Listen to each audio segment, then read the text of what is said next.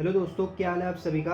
आज मैं आपको कोई फैक्ट नहीं बताऊंगा बल्कि एक स्पिरिचुअल एंटिटी के बारे में बताऊंगा। क्या आपको पता है कि लूसीफर कौन है? लूसीफर और कोई नहीं बल्कि भगवान का बेटा है जिसको शैतान कहा जाता है। सबसे पहले तो ये जानना होगा कि लूसीफर शब्द का मतलब क्या होता है। लूसीफर का मतलब है ब्राइटनेस, यानी कि एक रोशनी। अगर लूसीफर का मतलब थोड़ा और डीप वे में समझना चाहते हो तो इसका मतलब होता है मॉर्निंग स्टार, मतलब कि सुबह का तारा जिसके अंदर काफी ज्यादा रोशनी होती है। लूसीफर को हेल यानी नरक का राजा कहा जाता है, पर वो हमेशा से ही डेविल नहीं था।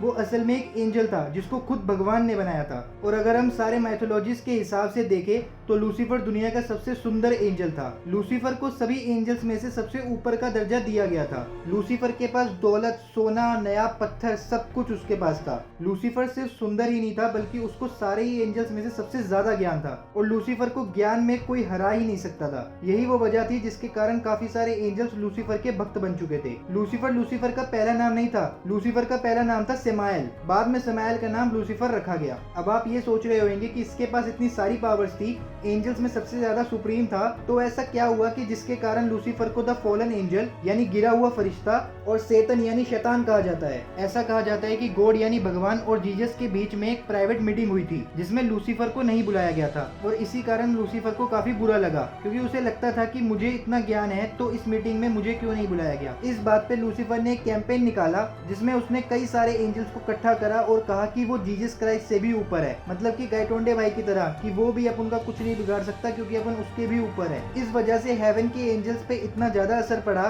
कि 1/3 एंजल्स लूसीफर के साथ हो गए थे और उसकी पूजा करने लग गए थे। कई सारे हायर गॉड्स ने लूसीफर को समझाया, पर वो इतना ज्यादा गुस्से में था और उसको इतना ज्यादा घमंड आ गया था कि उसने एक नहीं सुनी। काफी सारे एंजल्स लूसीफर की शिकायत करने लगे तो गॉड को एक सख्त कदम उठाना पड़ा जिसमें उन्होंने लूसीफर को उसकी पदवी से हटा दिया और स्वर्ग से निकाल दिया, और उन सारे एंजल्स को भी निकाल दिया जो लूसीफर को अपना गॉड मानने लगे थे। हेवन से निकलने के बाद लूसीफर और उसके फॉलोअर्स हेल में गए जिसको अंडरवर्ल्ड भी कहा जाता है। उसके बाद लूसीफर को लोग डेविल और सैतन के नाम से जानने लगे और उसके फॉलोअर एंजल्स को डीमंस के नाम से। उसके बाद लूसीफर हेल पे राज करने लगा और वो अनंत काल यानी एटर्निटी तक वहाँ पे फंस के रह गया। अगर आप लूसीफर को देखें तो वो बुरा नहीं था क्योंकि उसने किसी भी एंजल या किसी का भी कत्ल नहीं करा था। और दूसरी बात मैं आपको धरती के एग्जाम्पल से समझाता हूँ। कोई भी गलत काम करता है, फॉर एग्जाम्पल टेररिस्ट या रेपिस्ट, इनको जल्लाद सजा देता है, तो इसमें जल्लाद बुरा थोड़ी ना हुआ, वो तो बुरे को सजा दे रहा है। उसी तरह से लूसीफर को डेविल कहा जाता है, न कि ईविल। डेविल वो है जो कि ईविल को सजा देता है। माना कि लूसीफर को घमंड आ गया था और उसने गलती करी थी,